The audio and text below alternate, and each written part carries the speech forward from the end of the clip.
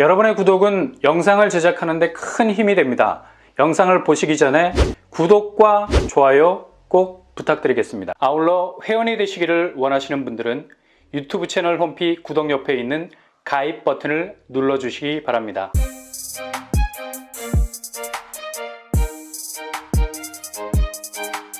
안녕하세요, 뻔뻔한 복덕방입니다. 지금 금융권 불안 요소, 현재 흔들리는 집값 자체를 더욱 흔들리게 만들 가능성이 높죠. 최근에 홍콩 H지수, ELS, 이거 그냥 당연히 엄청난 손실로 이어질 것으로 전망이 되고 있고요. 당장 상반기 만기 도래액이 10조 2천억 정도 된다고 합니다. 어마무시한 규모죠. 일단 홍콩 H지수가 반토막이 난 상황이기 때문에 여기에 은퇴자금 10억을 넣은 분은 5억이 날아가게 생겼습니다. 3억을 넣은 분은 1억 5천 그냥 눈앞에서 사라지게 생겼습니다. 뭉칫돈을 몰아넣은 분들은 앞이 캄캄해질 수밖에 없는 겁니다. 녹인 손실 발생 구간이 생겨서 반토막이 나는 상황이 발생을 하게 되는 건데, 이렇게 되면 여기 예적금 형태로 투자를 한 고객들은 원금의 절반 정도가 사라지게 되는 거죠. 1월만 해도 9천억, 3월은 29일, 하루만 해도 3천억 만기가 돌아오게 됩니다. 4월은 그냥 쓰나미죠. 최대 2조 원이 넘어설 거라는 전망도 나오는데, 멀쩡한 은퇴자금들이 예적금 형태로 시중은행 통해서 투자가 된 건데 대부분이 공중분해가 되는 겁니다. 그냥 뭐 거의 실신할 수밖에 없는 최악의 경우가 발생을 하게 되는 거죠. 그래서 지금 금감위가 불안전 판매를 이유로 손실보상에 골몰을 하고 있는데, 이게 규모가 거의 뭐 24만 개에 해당되는 계좌라서 뭐 굉장히 광범위한 사이즈죠. 이게 뭐 제대로 해결이 될 수 있을지 의문이고요. 최다 판매사가 KB 국민은행인데 은행권 검사를 최초로 받을 가능성은 아주 높습니다. 은행별 판매액을 보면 상당히 심각하죠. 국민은행이 7조 8천억, 그리고 신한은행 2조 4천억, 농협 2조 2천억, 그리고 하나은행이 2조 원, 제일은행이 1조 2천억 규모입니다. 이렇게 쭉 판매 은행별 금액만 봐도 대략 15조가 넘어가는 수치를 찍고 있는데요. 이게 당장 이번 달부터 만기가 시작이 되기 때문에 여기 뭐 예적금 형태로 투자가 된 고객들은 이 엄동설안에도 불구하고 피켓 들고 나와서 항의를 할 수밖에 없는 겁니다. 본인 원금 보장해달라고. 이건 뭘 말하느냐? 이미 홍콩 ELS는 터진다는 것이 기정사실화되어 있다는 얘기죠. 지금 중국 경제 자체가 깊은 디플레로 가고 있어서 다시 ELS가 회복되기는 거의 불가능한 상태죠. 지수 자체가 뭐 반토막이 됐는데. 시중은행은 불안전 판매라는 항의로 인해서 손실 금액에 대한 보전을 해줘야 하는 입장이 될 수밖에 없고요. 지금 뭐 이것도 문제지만 당장 새해가 밝으면서 부동산 PF에 몰린 은행들, 홍콩 ELS만큼 심각한 내상을 통해서 엄청난 위기감을 몰고 올 수 있는 상황이 벌어질 수도 있다는 얘기죠. 당장 뭐 지금 농협에선 미분양 담보 공동대출 창구 닫아버렸습니다. 한마디로 대출을 중단했다는 얘기죠. 그만큼 분양시장 자체의 사업성이 극도로 얼어붙기 시작하면서 은행 쪽에서는 뭐 굉장히 큰 부담으로 다가올 수밖에 없는 거고요. 대출 금액은 증가하는 대신 엇갈린 궤적으로 연체율이 껑충껑충 뛰고 있는 모습을 보이고 있기 때문이죠. 분양률과 임대율이 70% 이상이 되는 일부 충족 요건을 충족할 때에만 대출이 가능하도록 상당 부분 긴축적인 스탠스 유지하게 됐고요. 이렇게 건설 자체의 사업성 상당히 지금 악화되고 있는 그런 상황입니다. 당장 뭐 건설업 자체의 자금이 제대로 회전이 되지 않으니까 자금 경색에 빠져서 기업 대출 부분에서 빚 갚는 톱니바퀴가 앞니 빠지듯 쑥 빠져나가니까 연체율이 뭐 당연히 증가할 수밖에. 은행권에서는 무슨 뭐 밑 빠진 독에 물 붓는 격도 아니고 끊임없이 대출은 세어 나가는데 그 대출금을 회수할 수 있는 길이 막혀버리니까 덜컥 위기감을 느낄 수밖에 없는 거죠.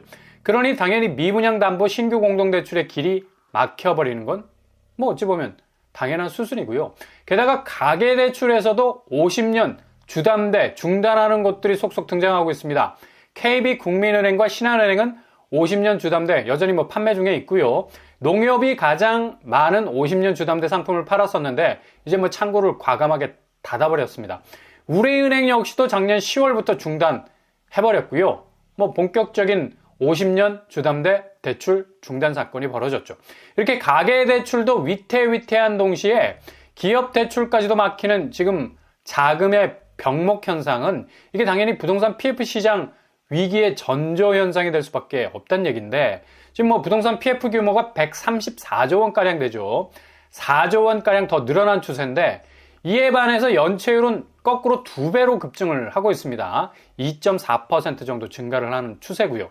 그러니 당연히 금감위에서도 사업성이 부족하다는 평가를 받는 곳 과감한 자체 정리에 나서고 있는데, 그 사업장이 대략 120개 정도 달한다고 하죠. 이게 이렇게 구제받을 수 있는 것, 없는 것, 명암이 갈린다는 것 자체가 어차피 홍콩 ELS가 손실액이 터진다는 가정하에 대응 분류 작업을 하는 것과 똑같이 부동산 PF 자체도 지금 정리 수순에 들어가는 업체가 정해진 경로로 간다는 건 상반기 부동산 PF 문제도 분명히 발생한다는 것을 전제로 한다는 얘기입니다. 그러니 올해 2024년도가 돼도 이렇게 금융권에서 엄청난 위기의 바람이 몰아닥친 게 기정사실이라서 한국이 직면한 부동산 자금 경색 부분은 그닥 쉽게 해결 기미를 보이지 않을 가능성이 크다는 얘기죠.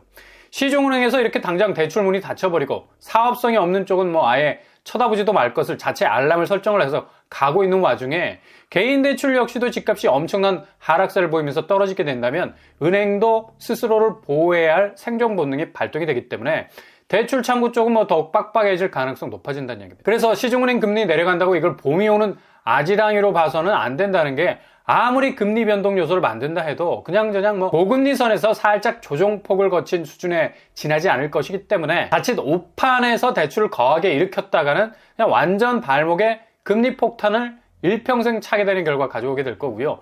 결국 얼마나 버티는가, 이건 뭐 매수세의 승리 포인트가 될 것이고, 결국 얼마나 빨리 포기하는가, 이건 매도세의 승리 포인트가 될 것으로, 둘 사이의 이 스탠스는 극명하게 다른 포인트에서 움직일 가능성 아주 커지게 될 거란 얘기죠.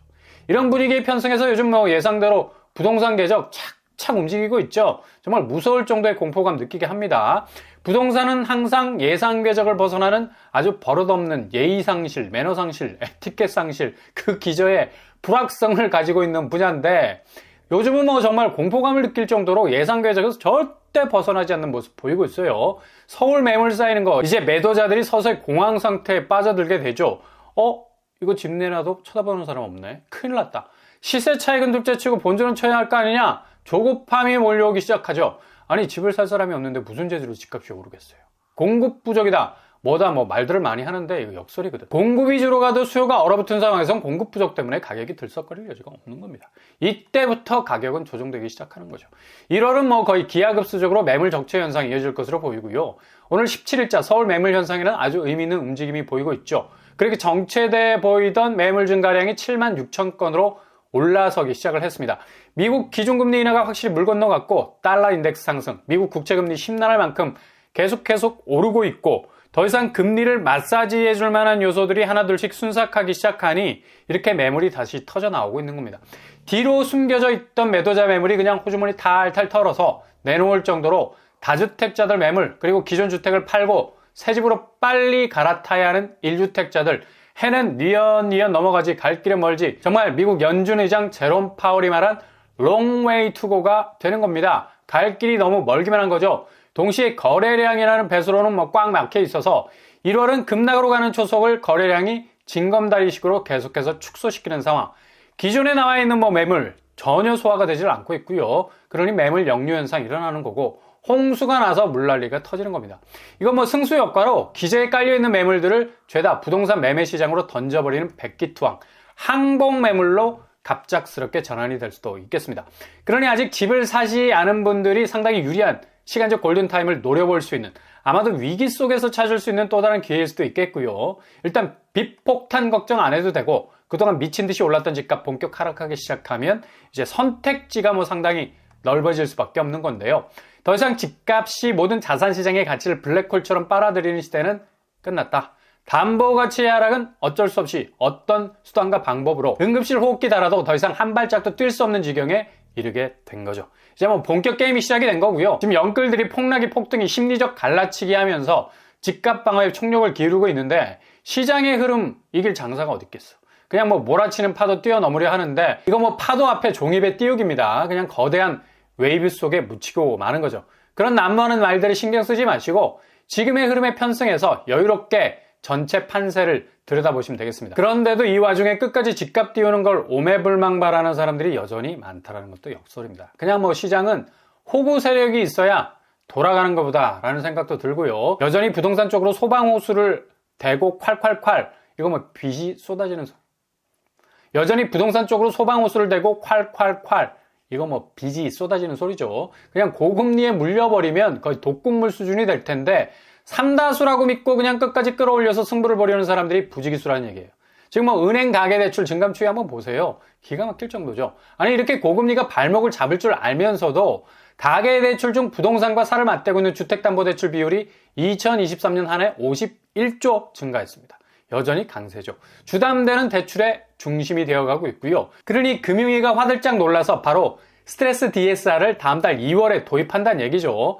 금융당국으로서도 상당히 위기감을 느끼고 있는 겁니다. 그리고 올해 상반기 만기가 돌아오는 PF대출 관련 부분에선 거의 실제 건설사 영업이익 자체가 셔터를 내린 상태고, 특히 지방건설사는 뭐 무덕이죠.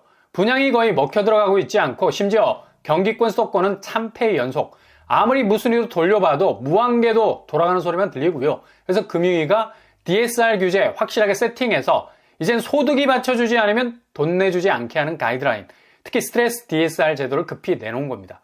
그만큼 지금 가계부채 상황이 죄다 부동산 쪽으로 업이 돼서 감당할 수 없는 고금리 사태 터지고, 이게 개인이 걸려있는 건설 경기 쪽에서의 초토화, 그리고 영업이익에서 손을 털 수밖에 없는 부동산 PF 대출을 감당하지 못하는 기업이 기하급수적으로 늘어나게 되면 그냥 한 번에 빵 하고 터지게 되는 구조라 말할 수 있죠.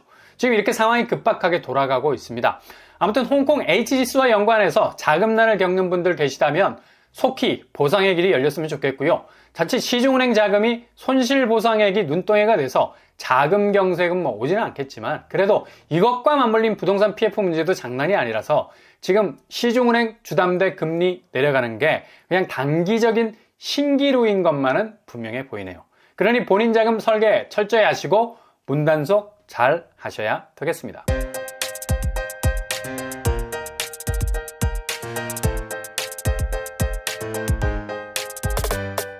오늘의 부동산 캐릭터처, 아마도 이러는 가장 빠른 하락세로 전환되는 부동산 역사에서 경험하기 힘들었던 일들이 쏟아질 것 같습니다.